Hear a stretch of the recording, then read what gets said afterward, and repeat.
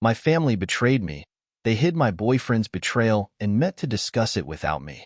Hi Reddit, this is my first time posting, and honestly, I'm feeling kind of desperate. I need to lay it all out and see if I'm the crazy one here. A little background. My name is Jacob, I'm 35, and I've always prided myself on how close my family was growing up. I have 3 younger siblings, Amanda, who's 32 and the glue of the family, Luke, 29, a free spirit who always makes us laugh, and Caitlin, 26, the baby of the family who everyone adores. We grew up tight-knit. Birthdays, holidays, random Tuesday dinners, family was everything. My parents, Barbara and Edward, raised us to prioritize each other no matter what. They've been married 40 years and are the kind of couple you look at and think, yeah, that's what I want someday. Or at least I used to think that. Lately, things have shifted. It started subtle. A missed text here, an invitation lost in the mail there. At first, I shrugged it off. Life gets busy, right? Amanda has her job as a nurse, Luke's off on some hiking trip every other week, and Caitlin's finishing grad school. I figured we'd all reconnect soon enough. But then came Thanksgiving last year. The family dinner, always held at my parents' house, felt off. When I arrived, plates were already half empty. It was like I'd walked into the tail end of an event I hadn't been told about. I even joked, did I miss the memo about starting early? Amanda gave me this tight smile, and Luke avoided my gaze completely. Caitlin barely said 2 words to me all night. It hurt, but I convinced myself I was imagining things. Except, it wasn't just Thanksgiving. Christmas rolled around, and I found out through Instagram, that my siblings had gone on a weekend getaway to a cabin. No invite, no heads up, just a series of smiling photos with captions like, family first, and sibling bonding time. I finally asked Amanda about it during a rare phone call a few weeks ago. Hey, was there a reason I wasn't included in the cabin trip? I kept my tone light, but my stomach churned. She hesitated. Oh, Jacob, it was kind of last minute. I thought you were busy with work. I wasn't. I hadn't been for months. But before I could press further, she rushed off the phone, claiming she had a shift starting. The more I thought about it, the more examples piled up. Luke stopped responding to my texts. Caitlin, who used to call me for advice about everything, started dodging my calls. Even my parents seemed distant. My mom's cheerful, chatty demeanor had turned clipped and formal. My dad, usually full of dad jokes and bear hugs, seemed distracted and almost wary. Then came the kicker. A group text sent by Caitlin about planning my parents' upcoming anniversary party. The message went to everyone but me. I only found out because Amanda accidentally mentioned it during a slip-up in conversation. When I confronted her, she stammered, it was just easier this way. Easier? Easier for who? I asked her directly if I'd done something wrong, but she just muttered something about everyone being under a lot of stress and hung up. Determined to figure out what was going on, I showed up unannounced at my parents' house one Sunday afternoon. It was something I used to do all the time, and they'd always welcome me with open arms. But this time, the door opened just a crack, and my mom's face fell when she saw me. Jacob, this isn't a good time, she said, not meeting my eyes. Mom, what's going on? Did I do something? Why is everyone shutting me out? I pleaded. Her expression softened for a moment, and I thought she might actually tell me. But then she shook her head. You're imagining things, sweetheart. Everyone's just busy. Busy? I gestured toward the driveway, where Amanda's and Luke's cars were parked. They're here. I think you should leave, she said firmly and shut the door in my face. That night, I couldn't sleep. My mind raced through every interaction, every word I might have said that could have offended someone. But I kept coming up empty. The next morning, I decided to go through my old messages with Amanda. As I scrolled, I noticed something odd, a long gap in her replies around the time of a family barbecue 2 years ago. I'd been there, but now that I thought about it, things had felt weird then too. Had something happened that day? Determined to get answers, I called Caitlin, figuring she was the most likely to crack. She didn't pick up, but an hour later, she texted, "Can't talk right now. Hope you're doing okay." The tone was so formal it felt like a message from a coworker, not my little sister. Finally, I turned to Luke. I caught him at a coffee shop he frequented, Yes, I stooped to borderline stalking, but I was desperate. When he saw me, his face froze. Luke, what the hell is going on? I said, sitting across from him. Why is everyone acting like I've got the plague? He sighed and ran a hand through his hair. Jacob, I can't do this right now. Do what? I don't even know what's happening. He stood up, grabbing his coffee. Look, maybe you should talk to Mom and Dad. They're the ones who— He stopped himself, like he'd said too much. Without another word, he walked out. I was furious. What were my parents hiding? That night, I drove to their house again, ready to confront them. This time, my dad answered. He looked tired, older than I'd ever seen him.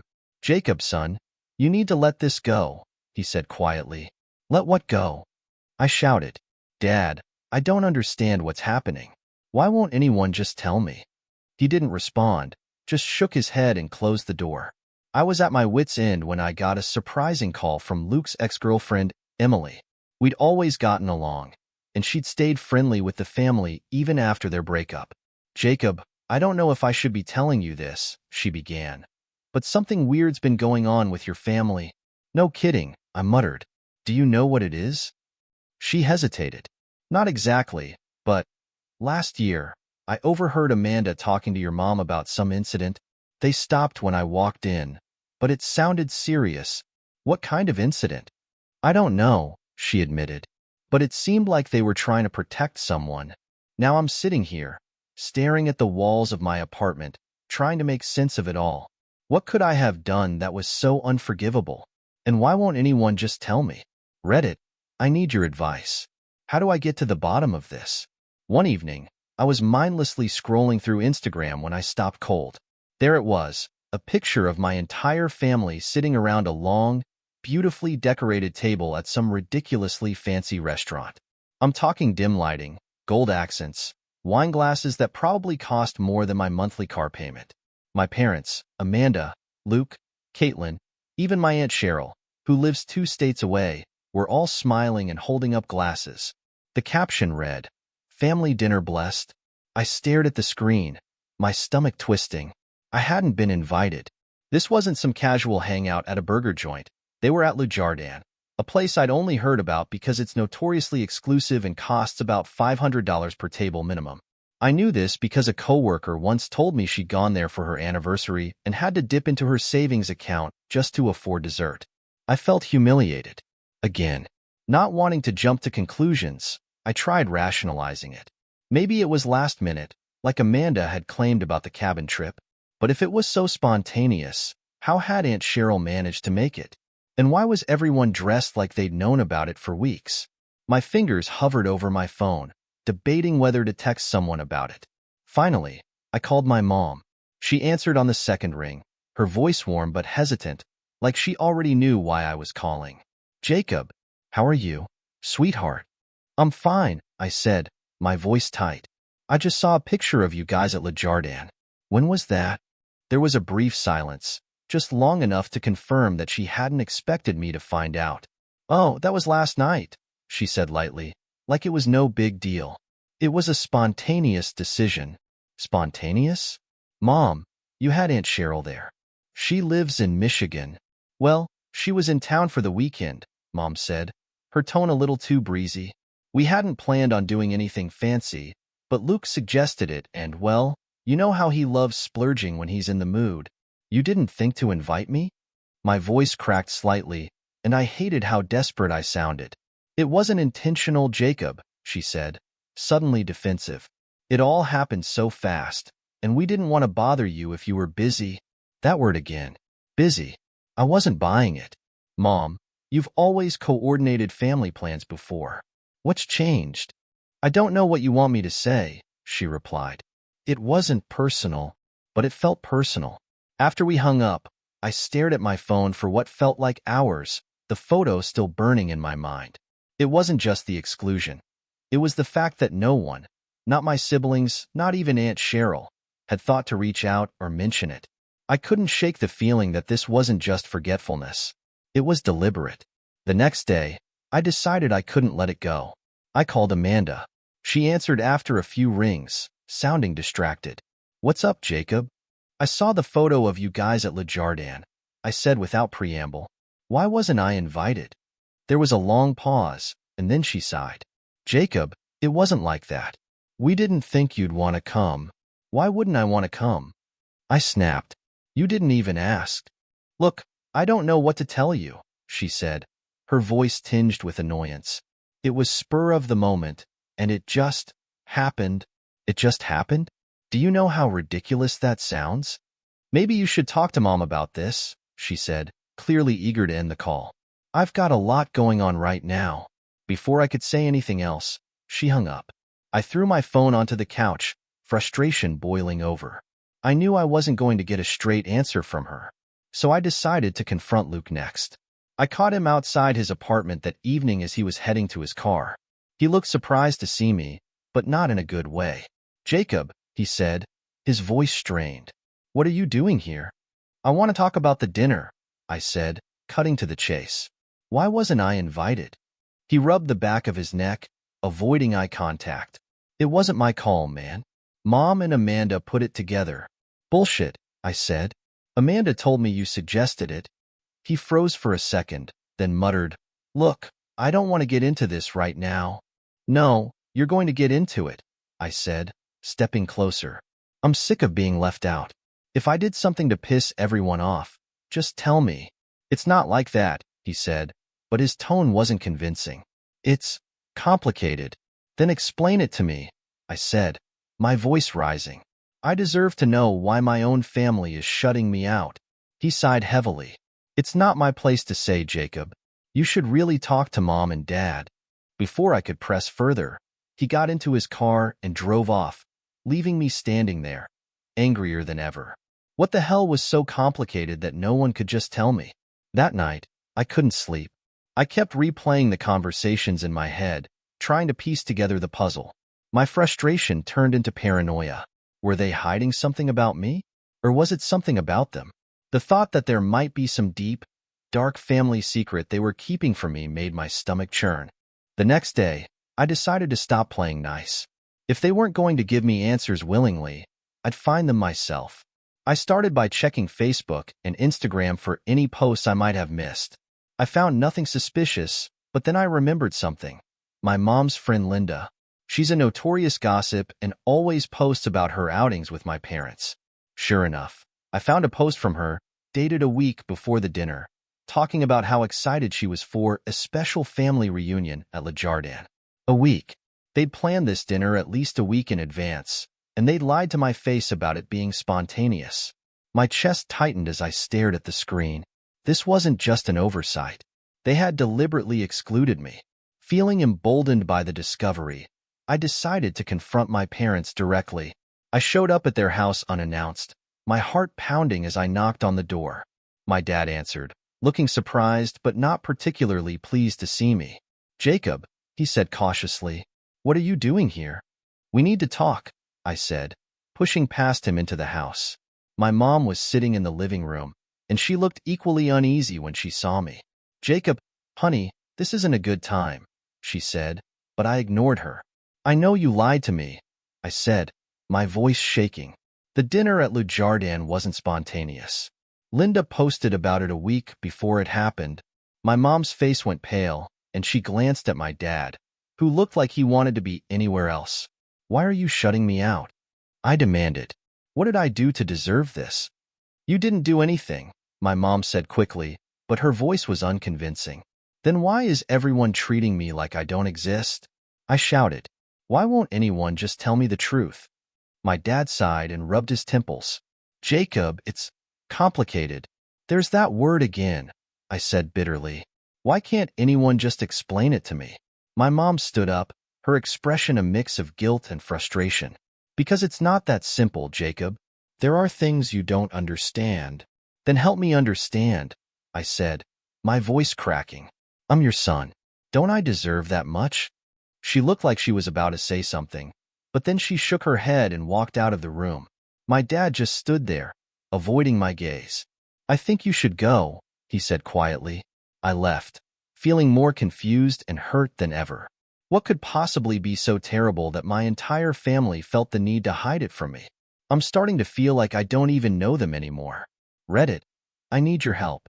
How do I get to the bottom of this?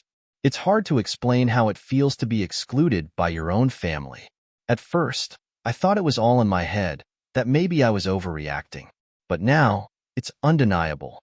The family that used to plan everything together, birthdays, barbecues, even movie nights, has been leaving me out of event after event, and no one will give me a straight answer as to why. The latest incident wasn't just a one-off. It was a pattern I couldn't ignore anymore. I found out about a brunch Amanda had organized through a photo Luke posted on his Instagram story. It was a table overflowing with food, pancakes, omelets, mimosas, and everyone was there. Everyone but me.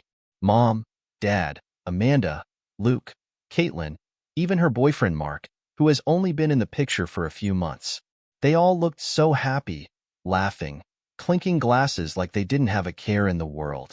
I stared at that photo for a long time, trying to figure out if maybe they'd forgotten me by accident. But deep down, I knew it wasn't a mistake. I called Amanda that evening, keeping my tone calm even though my chest felt like it was on fire.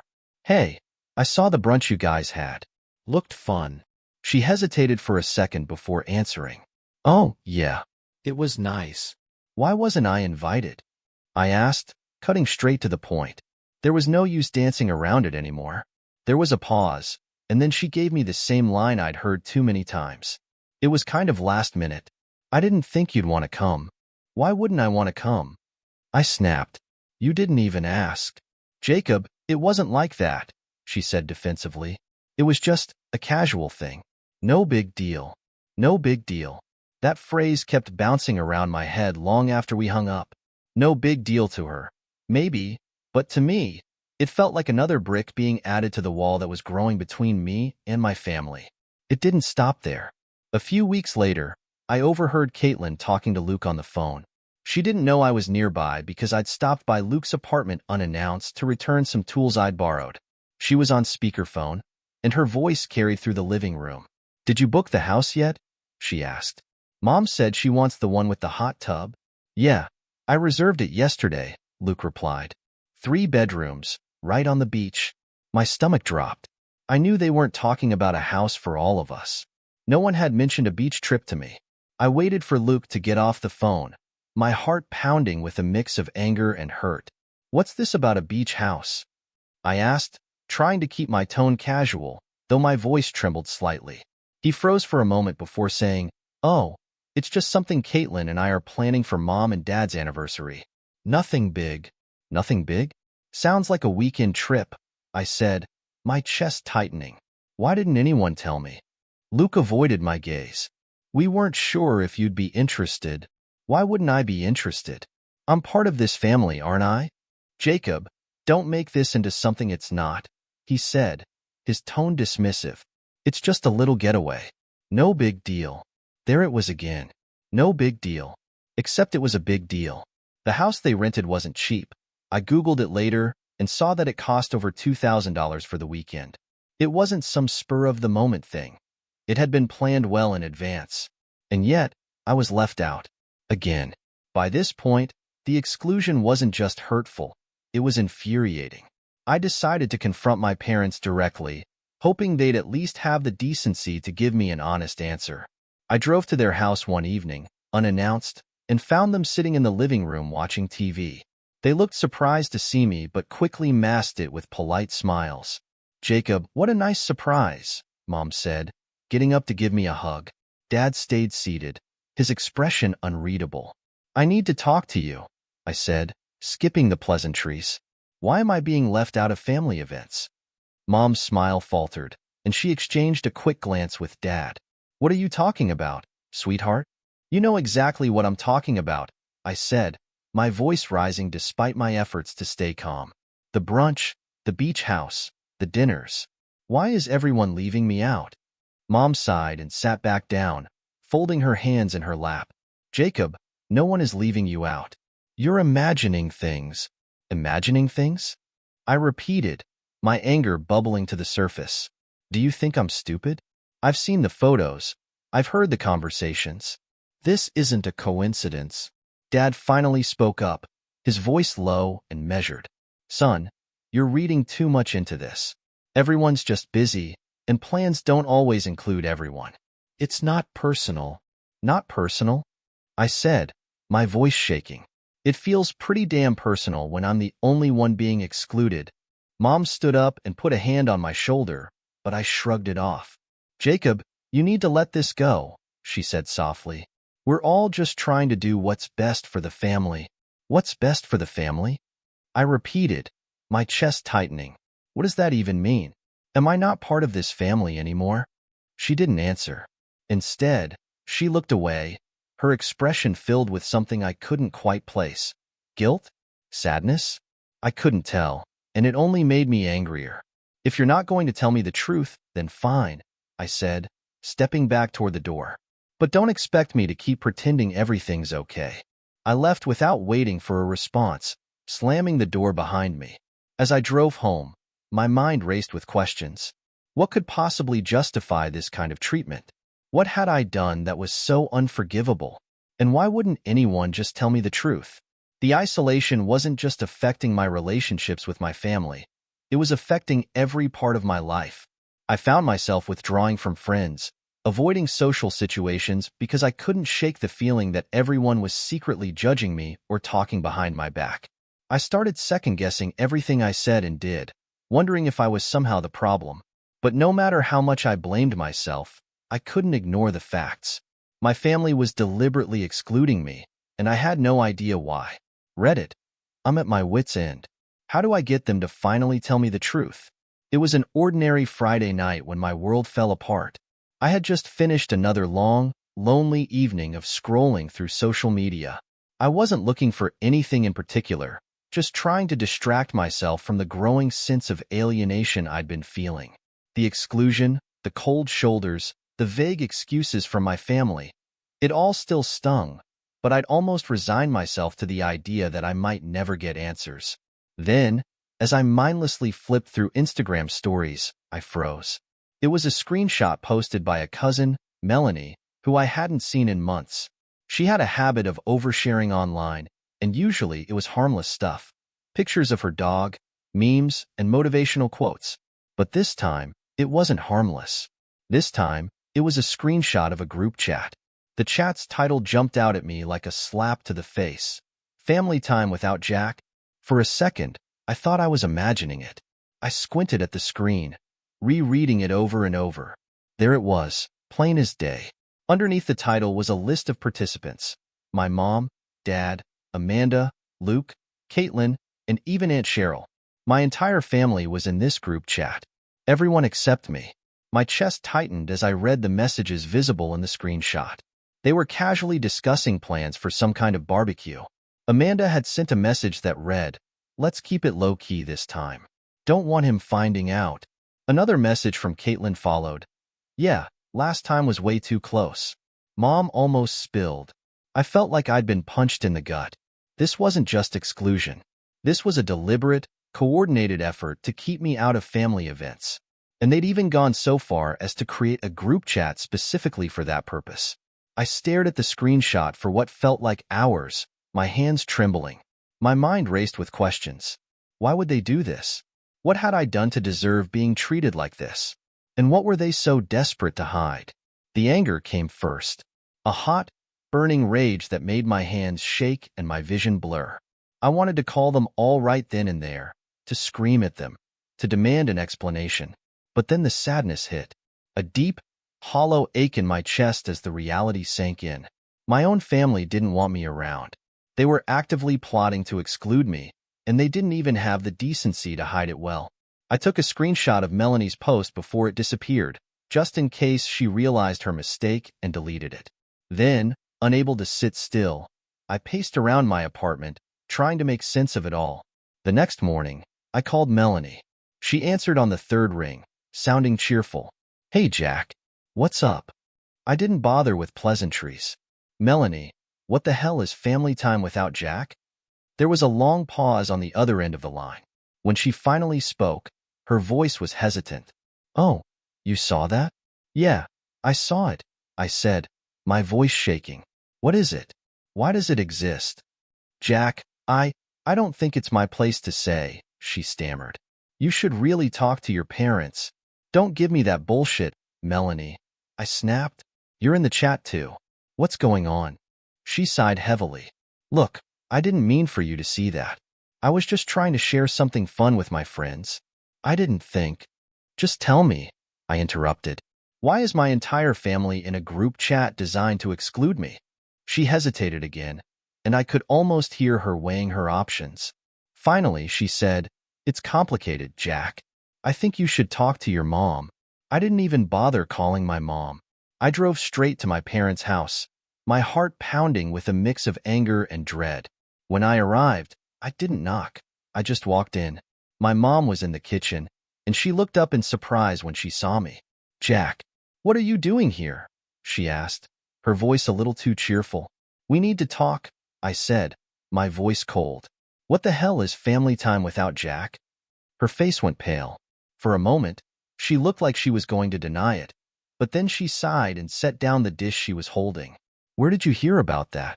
I saw it, I said, pulling out my phone and showing her the screenshot. Explain this. Now. She stared at the screen, her expression a mix of guilt and fear. Jack, it's not what you think. Then what is it? I demanded. Because it sure as hell looks like my entire family has been plotting to exclude me. She didn't answer right away. Instead, she called for my dad, who came into the kitchen looking confused. What's going on? He asked. Jack found out about the group chat, Mom said quietly. His face darkened, and he let out a heavy sigh. Jack, sit down. We need to talk.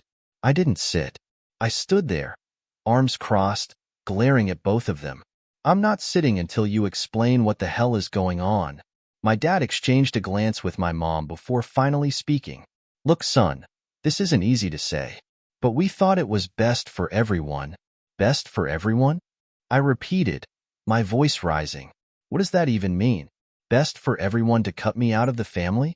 It's not like that, Mom said quickly. We thought it would be better if you had some space. Space? You call this space? I shouted. Creating a group chat specifically to exclude me? Lying to my face about every event? What the hell did I do to deserve this? Neither of them answered right away. Finally, my dad said, It's not about what you did. It's about keeping the peace. Keeping the peace? I repeated, my voice dripping with disbelief. What does that even mean?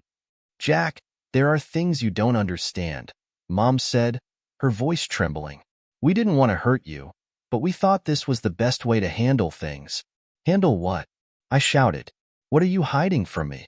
They didn't answer. Instead, my mom started crying, and my dad just stood there, looking helpless. I waited for them to say something, anything, that would make sense of this nightmare. But they didn't. And eventually, I realized they weren't going to. I left their house feeling more confused and hurt than ever. Whatever they were hiding, it was big enough that they were willing to sacrifice their relationship with me to keep it a secret. I tried calling Amanda, Luke, and Caitlin, but none of them answered. My texts went unanswered too. It was like they'd all decided to close ranks and shut me out completely. I don't know what to do anymore. My family has clearly been hiding something from me for a long time, and now I have proof. But they still won't tell me the truth. Reddit, I need your advice. How do I get to the bottom of this? How do I make them tell me what they're hiding? I don't even know where to start. It feels like my life has become one giant lie, every piece of it unraveling in ways I never expected. The people I trusted most have betrayed me, and the more I think about it, the deeper the pain cuts. I feel like I'm drowning in it, unable to make sense of anything anymore. It started with Michael. We've been friends for over a decade, closer than brothers, really. Michael was the one person I thought I could count on, the one person outside of my family who truly understood me. He was there when things were good, and more importantly, when they weren't. So when I found out what he'd been doing behind my back, it shattered me in ways I didn't think were possible. I didn't find out right away. It wasn't like he came clean or anything. No, I had to stumble across the truth in the most humiliating way possible. A mutual friend, Sarah, casually mentioned it during a conversation. We were at a small gathering at her apartment. Nothing fancy, just a few people hanging out, and she said, Michael's been really spoiling Amanda lately, hasn't he? I can't believe he dropped 15 grand on her last month. I froze. What are you talking about? I asked, my voice sharper than I intended. Sarah looked confused. Oh, you didn't know? Michael's been buying Amanda all these crazy expensive gifts, jewelry, designer bags, even a weekend trip to Napa. I just assumed you knew. The blood drained from my face. Michael and Amanda? My best friend and my sister? I couldn't believe what I was hearing. Sarah must have noticed the look on my face because she quickly tried to backtrack. I mean, it's probably nothing, she said hurriedly. They're probably just friends. You know how Michael is. He's always been generous. Generous? Generous doesn't begin to cover it. $15,000 on gifts for my sister? That wasn't just generosity. That was something else entirely. My mind raced as I tried to piece it all together. Michael had been acting weird lately, distant in a way I couldn't quite put my finger on. And Amanda? Well, Amanda had always been close with him, but I never thought there was anything more to it. At least, not until now. I left Sarah's apartment as soon as I could, barely managing to mumble an excuse. The whole way home, my hands gripped the steering wheel so tightly that my knuckles turned white. My thoughts were a chaotic mess of anger, betrayal, and disbelief. I wanted to confront Michael immediately, but a part of me needed to calm down first, to process everything before I said or did something I couldn't take back. When I got home, I poured myself a drink and sat on the couch, staring at the wall. My mind kept going back to all the times Michael and Amanda had been together, family gatherings, dinners, casual hangouts. Had I missed the signs? Had everyone else known, and I'd been too blind to see it? The thought made my stomach churn. After a couple of hours, I couldn't take it anymore. I called Michael. He picked up on the third ring, his voice cheerful, like nothing was wrong. Jack, what's up, man? I didn't bother with small talk. Michael, we need to talk. Are you and Amanda involved? There was a long silence on the other end of the line. Finally, he said, Where's this coming from? Don't play dumb, I snapped. I heard about the gifts, the jewelry, the bags, the trip. What the hell is going on? He sighed, and I could hear the guilt in his voice. Look, Jack, I didn't mean for you to find out like this. So it's true, I said, my voice shaking with anger. You've been sneaking around with my sister behind my back? It's not what you think, he said quickly. Amanda and I. It just happened, okay? We didn't plan for this. You didn't plan for it? I repeated, my voice rising. You've been my best friend for 10 years, Michael. How could you do this to me? I'm sorry, Jack, he said, but the words felt hollow. I didn't want to hurt you. Well, congratulations, I said bitterly. You did. The conversation ended there. I couldn't bear to listen to him anymore. I felt like my entire world had crumbled in the span of a single phone call. Michael had betrayed me. Amanda had betrayed me. And the worst part was that no one seemed to think they'd done anything wrong. The next day, I confronted Amanda. I showed up at her apartment, and as soon as she opened the door, I let her have it. How could you do this? I demanded. How could you go behind my back with Michael? She looked genuinely surprised. Jack, it's not like that. Don't lie to me, I interrupted. I know about the gifts. I know about the trip.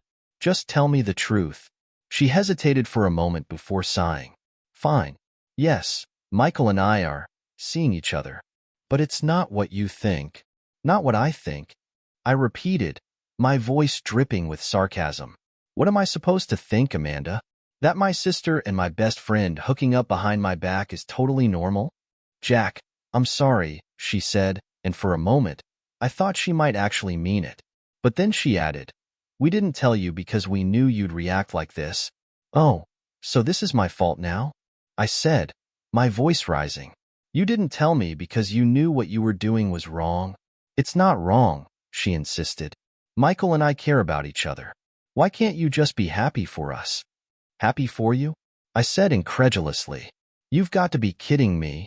I left before the argument could escalate further. I couldn't stand to look at her, let alone listen to her try to justify what she'd done. The betrayal was bad enough, but the fact that she seemed to think I was the one in the wrong made it even worse. Over the next few days, I tried to reach out to my parents, hoping they might offer some kind of support.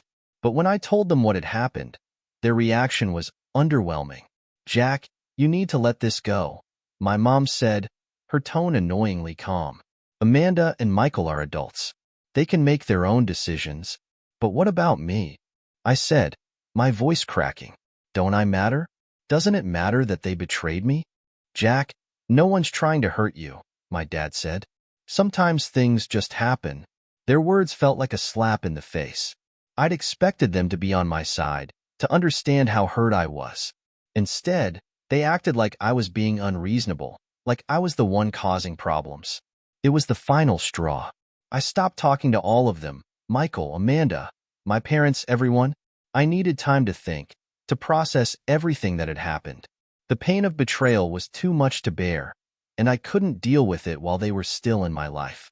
For weeks, I barely left my apartment. I ignored calls, texts, and emails. I spent most of my time sitting in silence, trying to make sense of it all. But no matter how much I thought about it, I couldn't find a way to move past the hurt. The people I loved most had betrayed me, and I didn't know if I could ever forgive them. I was sitting on my couch, staring at the wall, when Luke showed up. I hadn't spoken to him in weeks, hadn't spoken to anyone in the family, really, and his sudden appearance felt like an intrusion. He didn't knock. He just let himself in, the way he always had. Normally, I'd have been annoyed, but I didn't have the energy to be angry anymore. "Jack," he said, stepping into the living room. "We need to talk." I didn't look at him. "There's nothing to talk about." "Come on, man," he said, sitting in the chair across from me. "You can't just shut everyone out forever." I laughed bitterly. "That's rich coming from you. You've been shutting me out for years." Luke winced, but he didn't argue. Instead, he leaned forward, his elbows on his knees. "I know we messed up, all of us, but this can't go on. You're my brother, Jack. I don't want to lose you." "Should have thought of that before you all decided I wasn't worth including," I snapped. My voice was sharp, but it didn't carry the weight it used to. I was too tired to fight. He sighed. "I get it. You're hurt, and you have every right to be. But don't you think it's time we tried to fix this?" "Fix it?" I said, finally looking at him. "How do you propose we do that, Luke? Pretend like nothing happened? Act like everything's fine when it's not?" "No," he said firmly. "I'm saying we try something different. Something real. Family therapy." I stared at him, caught off guard. Therapy wasn't something our family had ever considered before. We were more of a sweep it under the rug and hope it goes away kind of family. The idea of sitting in a room and airing everything out sounded both terrifying and exhausting. "You're serious?" I asked. "Dead serious," he said. "I've already talked to Mom and Dad, and they're on board. Amanda and Caitlin, too." The mention of Amanda made my chest tighten. I wasn't ready to face her, not after what she and Michael had done. "And what about Michael?" I asked.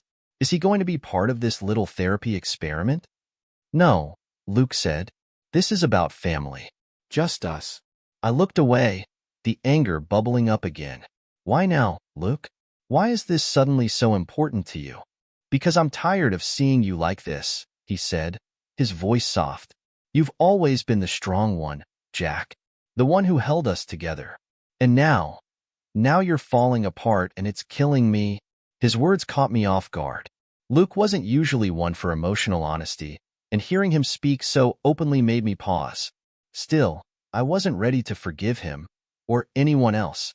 "I'll think about it," I said finally. "That's all I'm asking," he said, standing up. "Just think about it." It took me a week to make my decision.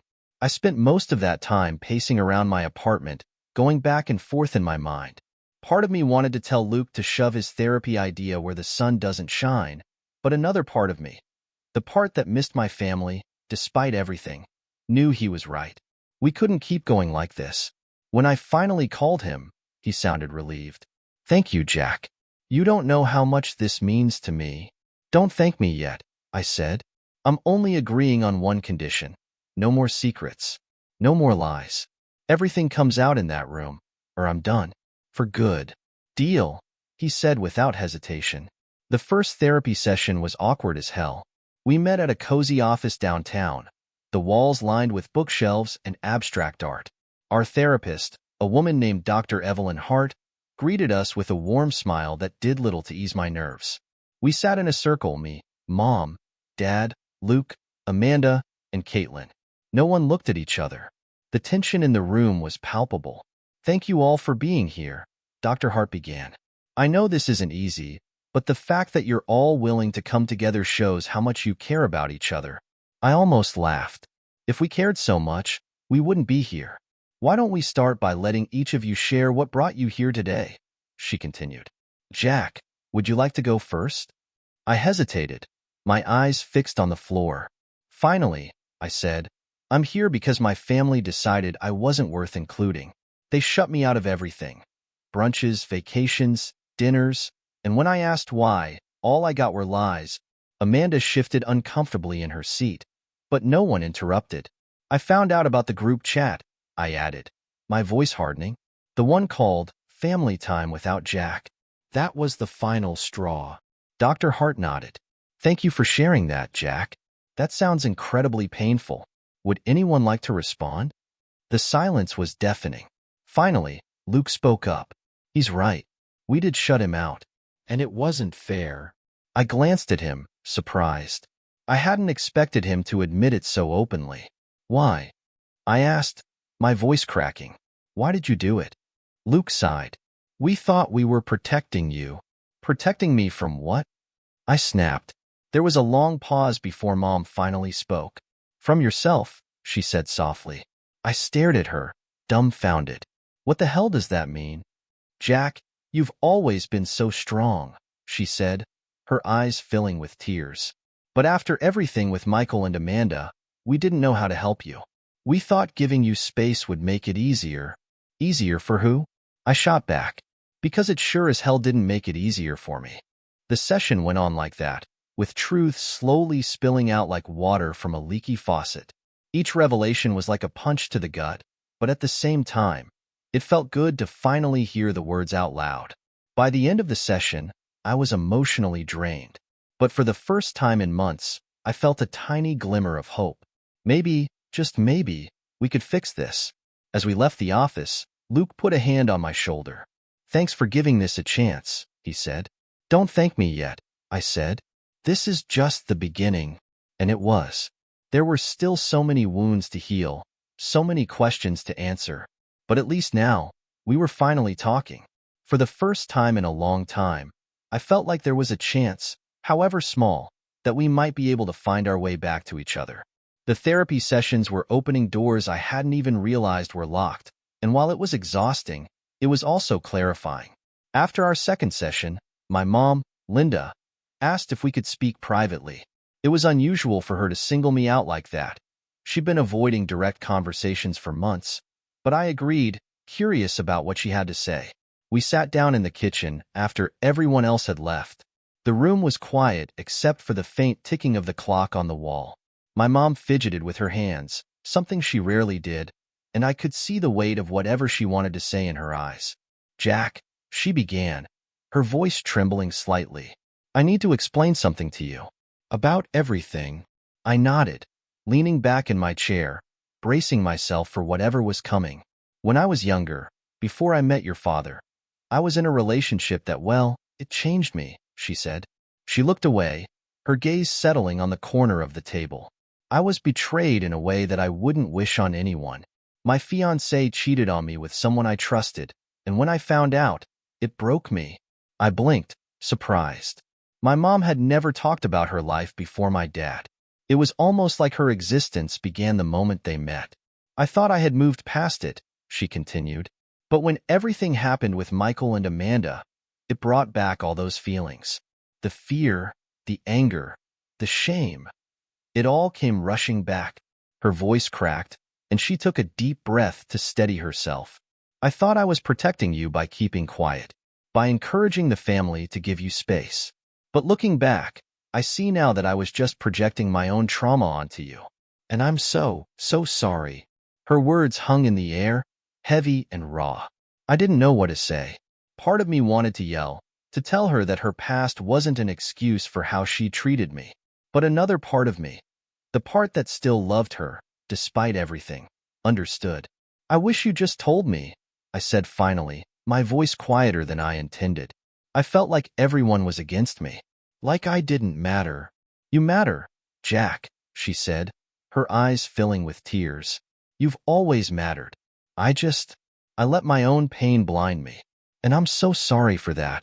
For the first time in what felt like forever, I saw the woman who had raised me, the one who had always been my anchor. And in that moment, I realized that as much as she'd hurt me, she'd been hurting too. In the weeks that followed, our family made an effort to rebuild.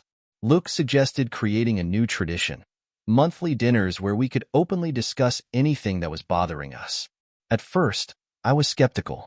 The idea of sitting down with everyone and hashing out our feelings sounded like a recipe for disaster. But I agreed, figuring it couldn't make things any worse. Our first dinner was at Luke's house. He and his wife, Rachel, had cooked an enormous meal: roast chicken, mashed potatoes, green beans, and a homemade apple pie for dessert.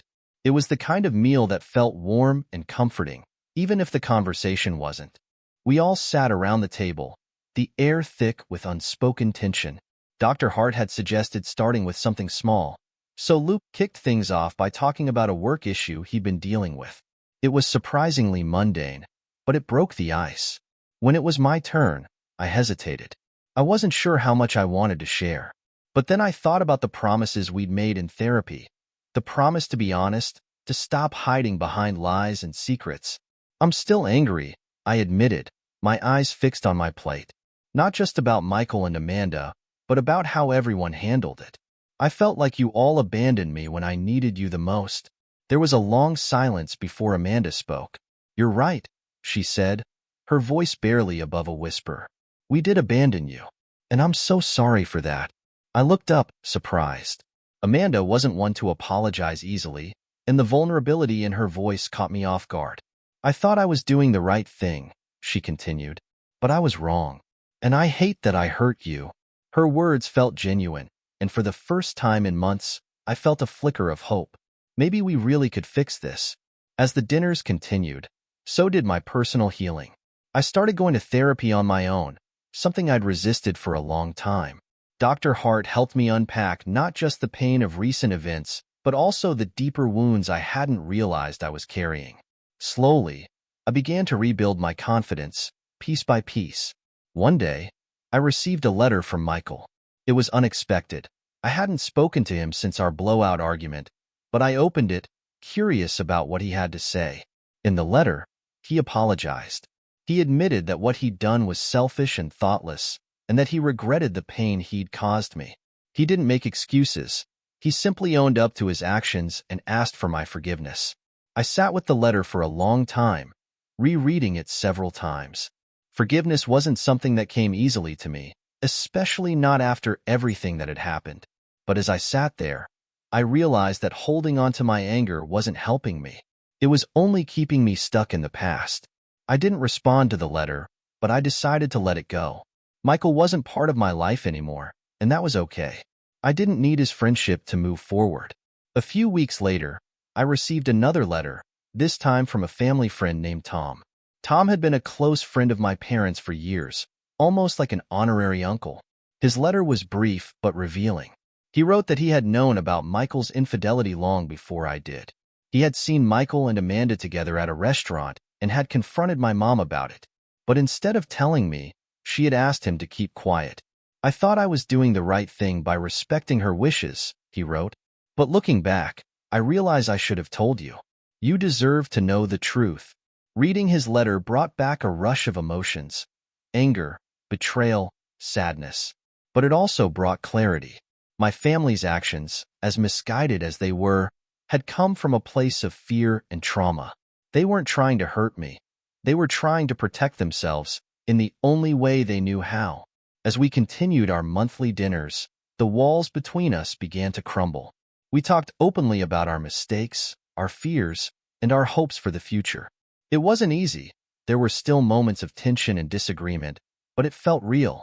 For the first time in a long time, I felt like we were truly a family again. Rebuilding trust takes time. There are still days when the pain feels fresh, when I wonder if I'll ever fully forgive them. But I'm learning that healing isn't about erasing the past. It's about finding a way to move forward together. And for the first time in a long time, I believe we can.